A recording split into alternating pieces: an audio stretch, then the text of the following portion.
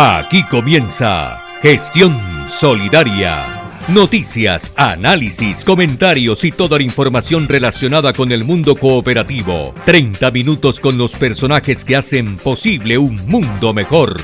Gestión Solidaria. Lo nuestro, lo nuestro.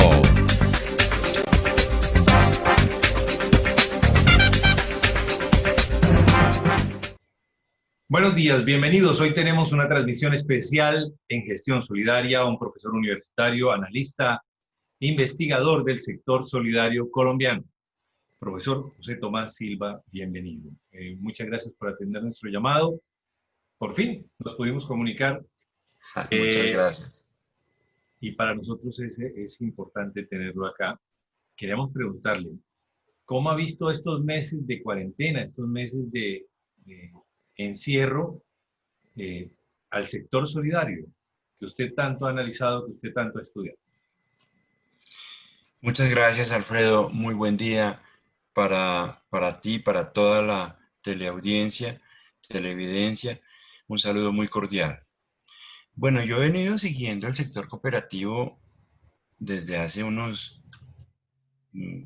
40 años, yo creo, hace mucho tiempo.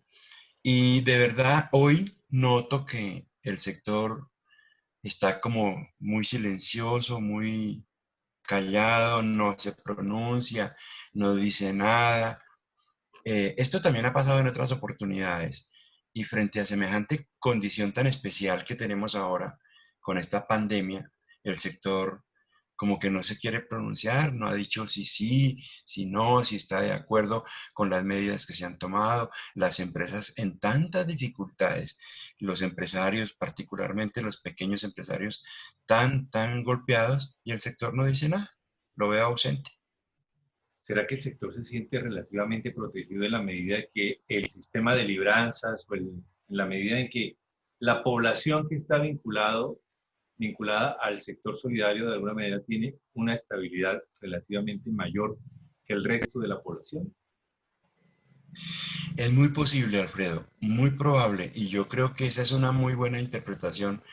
Recuerdo en este momento algo que decía un señor muy importante en el sector solidario, ya fallecido hace varios años, el fundador de Codesarrollo y después convertido en megabanco y después liquidado o intervenido, en fin. El señor decía, es que para los cooperativistas es muy fácil porque es cada mes recibir un cheque grande y convertirlo en 300 cheques pequeñitos y darle a cada persona su pedacito. Entonces, como las cooperativas en su gran mayoría pertenecen a grandes empresas que todavía no están afectadas, pues están afectadas, pero no tanto, es posible que sí, que ellos no tengan la angustia del pequeño comerciante que ya tuvo que cerrar su local, ¿no? Claro.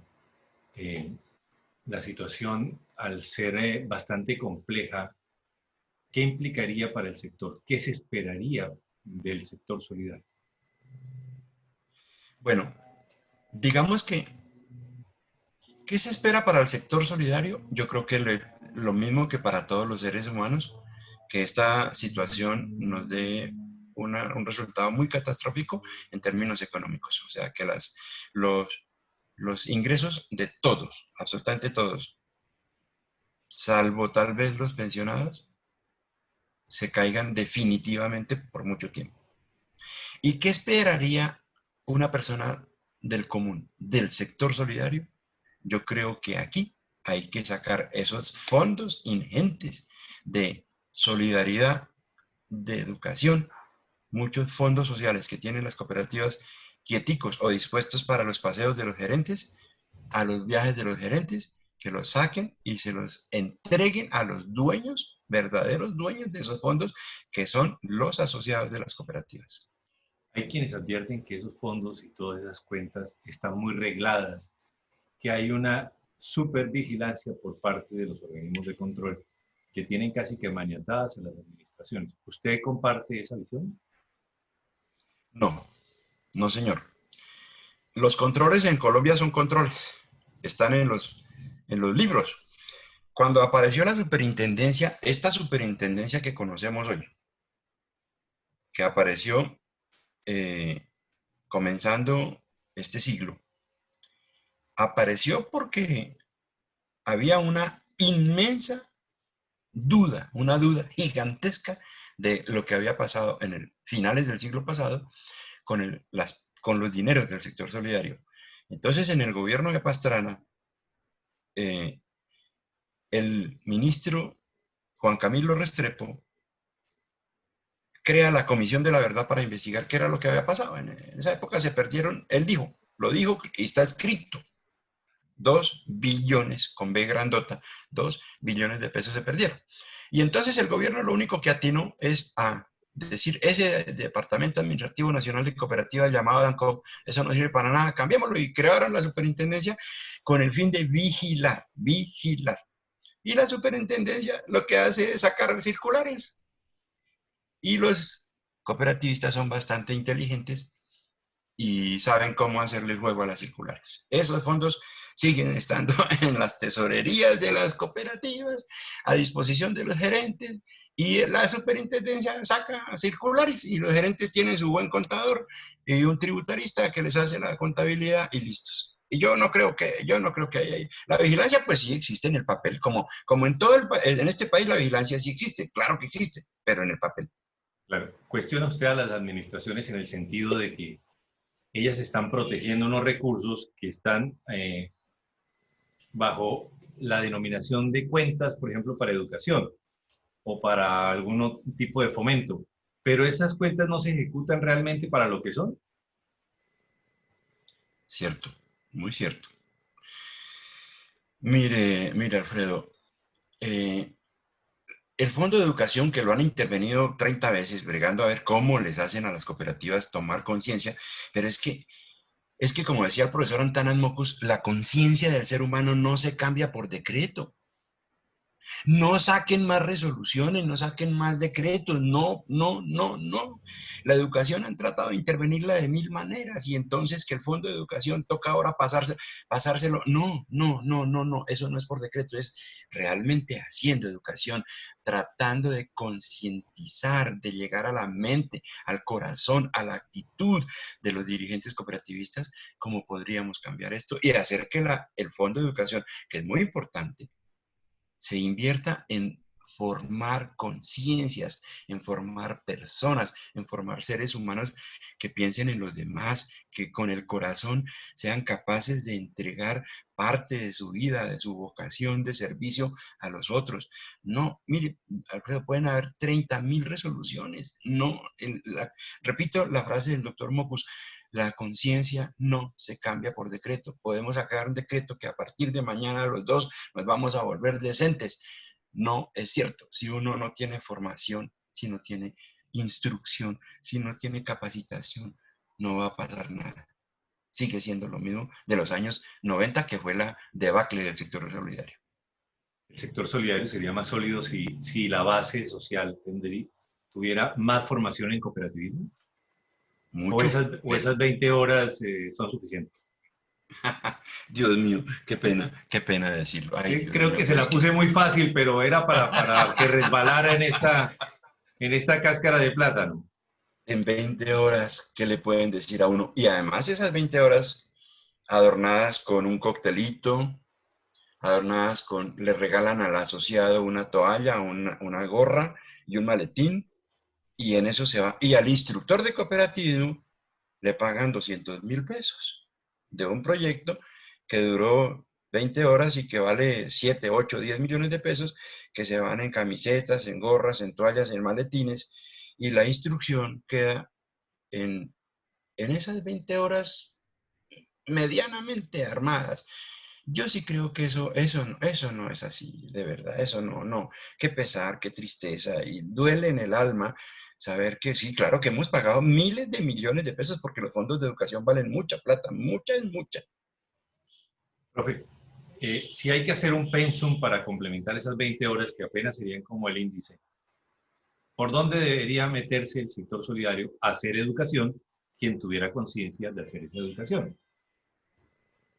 Hay que tocarlo por el lado muy social, es decir, y llegar a una cosa que a mí me parece fascinante, pero es por mi vocación, yo soy sociólogo y soy abogado, pero antes de ser abogado fui sociólogo. Y sociólogo de terreno, del campo. Yo he estado con cooperativas de pescadores, de agricultores, de gente que no sabe ni leer ni escribir, pero tienen corazón.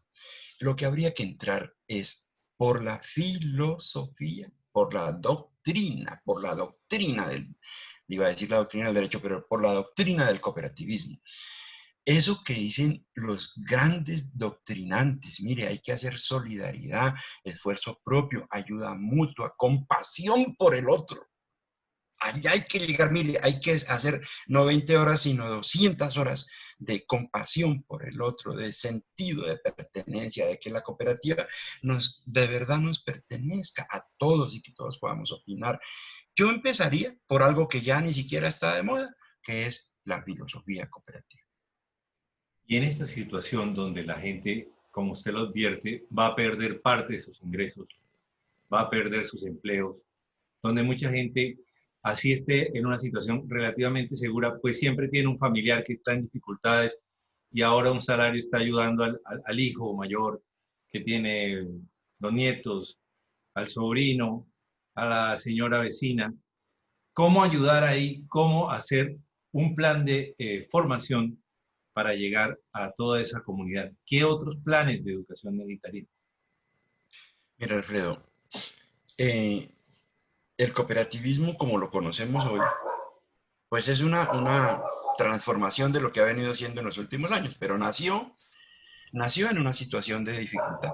El cooperativismo, yo no voy a repetir la historia de los pioneros de Rochdale, pero digo que el cooperativismo nació, todos lo sabemos, en una gran dificultad económica de grupos humanos que perdieron el empleo por aquella época, 1840 y tantos. Es la misma época o muy parecida a la de hoy.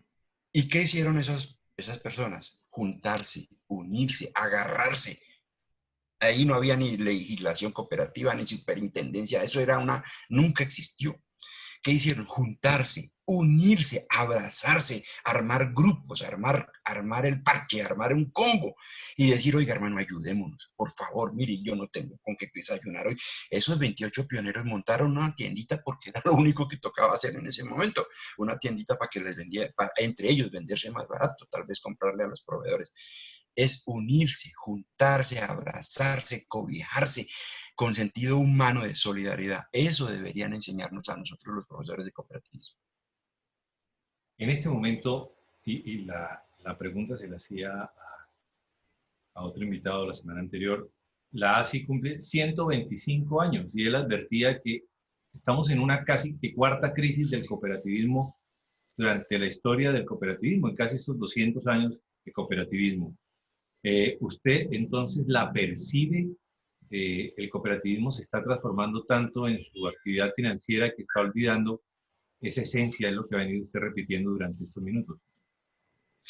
Yo sí creo, el doctor Francisco Luis Jiménez, ya fallecido, una persona que nos enseñó a hablar de cooperativismo, él por allá por los años 80 o 90 nos dijo a nosotros, en sus famosos discursos, que eran una cátedra, dijo, mire, llevamos 60 años o 70 años de educación cooperativa y nada ha cambiado, todo está igual o peor. Y ahora ya no llevamos 50 y 70 y 80 o 90 años. Yo sí creo, y la ASI, pues sí, hay gente muy inteligente y muy capaz. Después el profesor Alexander Leylo escribió un libro que se llama Las cooperativas en el año 2000 o algo así. Y habló de unas crisis, entre ellas la crisis de identidad. Las 4 crisis mencionaba el doctor Leylo. Y esas crisis yo creo que se han mantenido y se han ido cualificando y se han ido volviendo mucho más difíciles de enfrentar. La de hoy me parece, con tanto desempleo que va a pasar, o sea, ya pasó la primera ola de esta pandemia. Ahora viene una segunda que es reconstruir las empresas.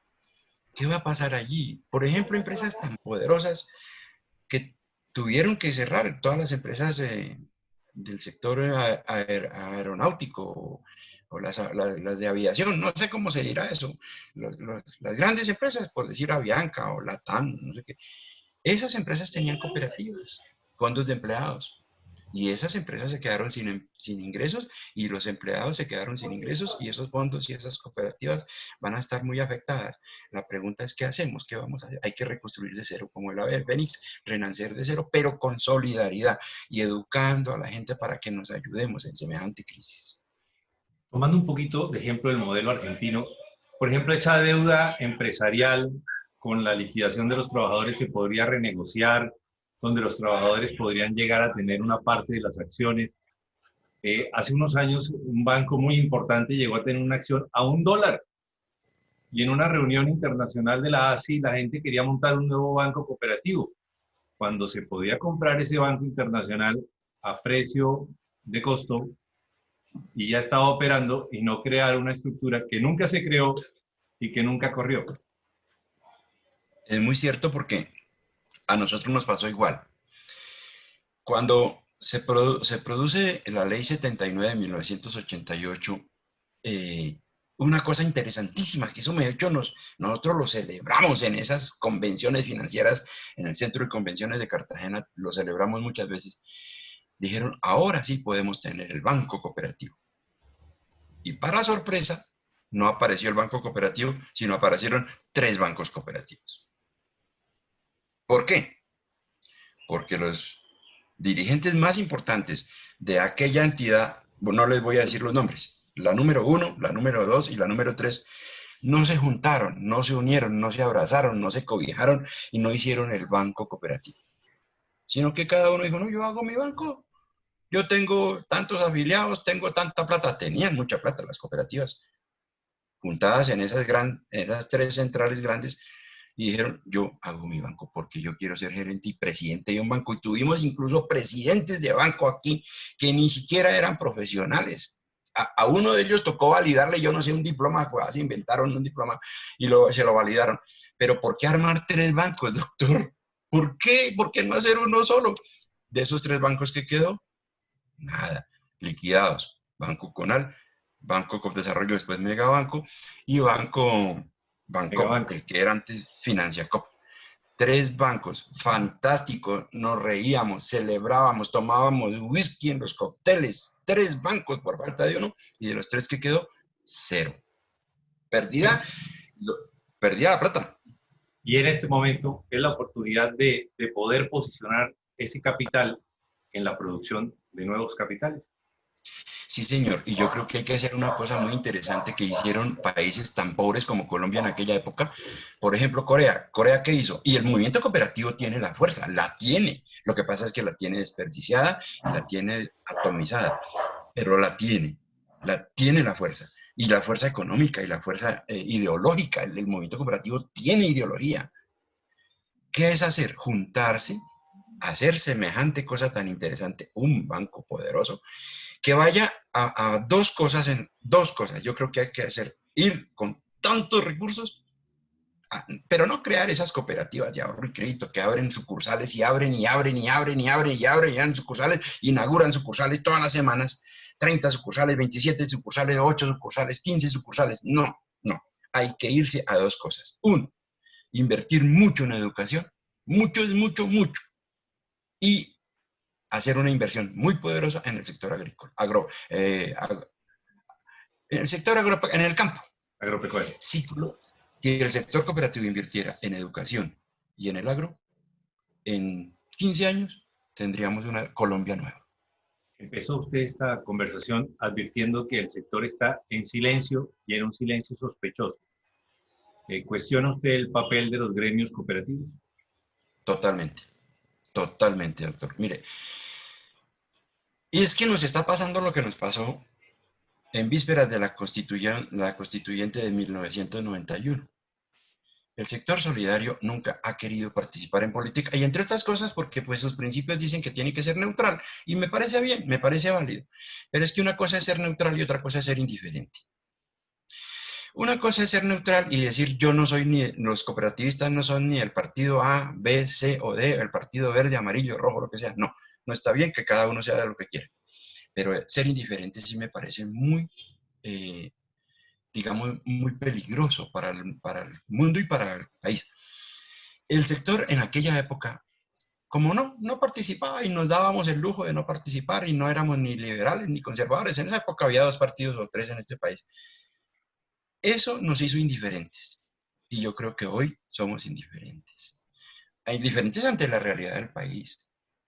Y yo sí creo que hay que hacer algo. Hay que hacer algo. Hay que dar un golpe, pero un golpe durísimo a la economía, porque es que las cooperativas tienen mucha plata. En aquella época nos llamaban paraísos fiscales. Nadie les metía la mano a esos fondos. Ahora tampoco, repito, no es con resoluciones, es hacer, bueno, haga una norma, o las que hay ya sí, con las que hay ya es suficiente, las que hay son suficientes. Es decirle a la gente, vuelva los ojos a sus asociados, por favor. En lugar de tener esas oficinas de aquella época que se están repitiendo ahora, los gerentes competían con cuál oficina era más grande, cuáles muebles más finos, cuál carro más costoso, cuál secretaria más de minifalda, cuál no sé cuánto. Esas son vainas que no le da a uno nada. O sea, tener una oficina grande o pequeña es lo mismo. En esas cooperativas campesinas, en esas cooperativas de pescadores donde ni siquiera hay oficina, no hay un computador. Y la gente, mire, yo estuve hace poquito, hace unos 4, 5, 6 años, y ayudé a fundar una cooperativa de pequeños productores de leche, por aquí abajito, por el lado de Puerto Lleras Meta, y ahí no hay ni oficina ni escritorio, pero entonces montaron un descongelador de leche y un ordeñador, no sé cuánto, y hoy venden leche y hoy sí reparten las utilidades y hoy están trabajando. Mire, es que el sector agropecuario es la redención, yo lo creo así honestamente. ¿Para qué tener tantas oficinas tan lujosas? Váyanse al campo, métanse al campo, hagan cooperativas de pescadores, de agricultores, de pequeños comerciantes, de lecheros.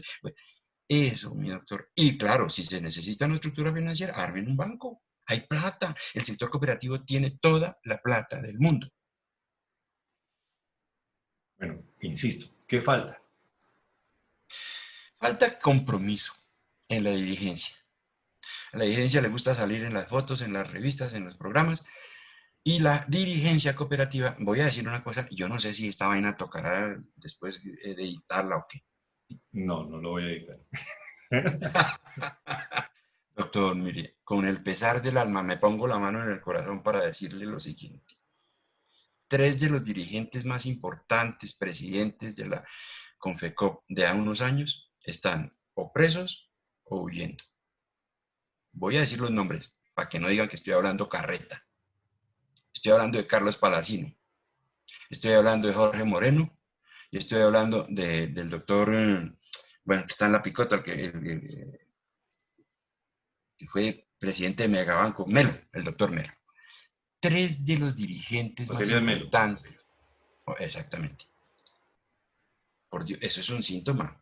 Los que pues, sabemos leer en la cartilla Charry, eso es un síntoma.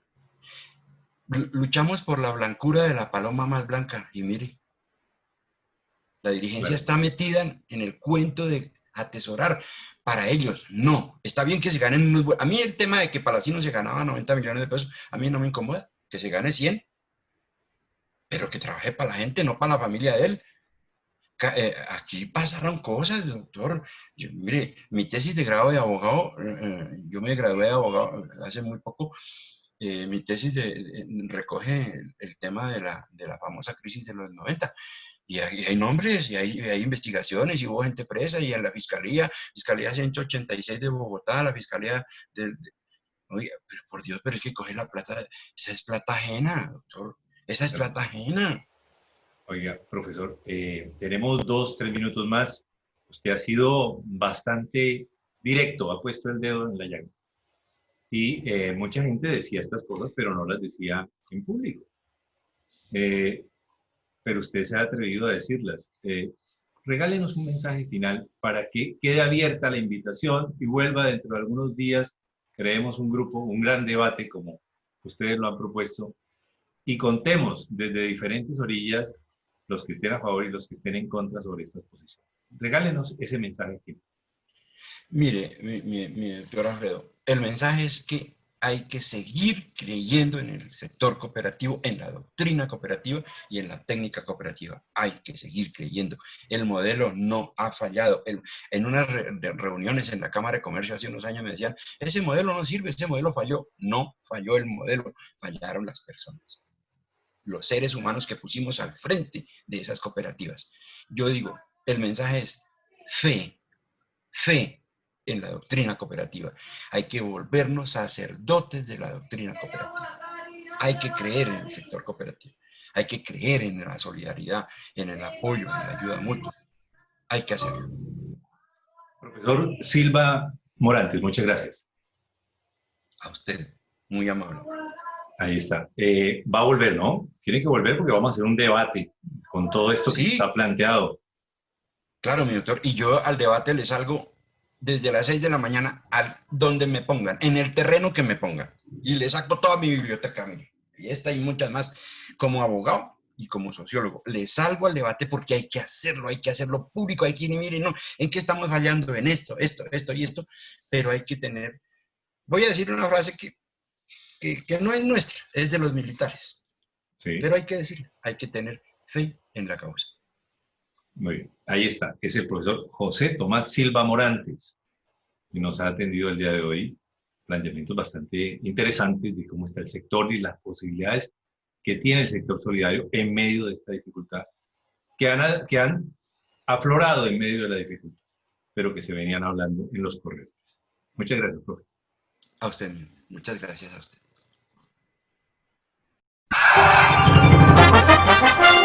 Aquí termina Gestión Solidaria. 30 minutos con los personajes que hacen posible un mundo mejor. Gestión Solidaria. Lo nuestro.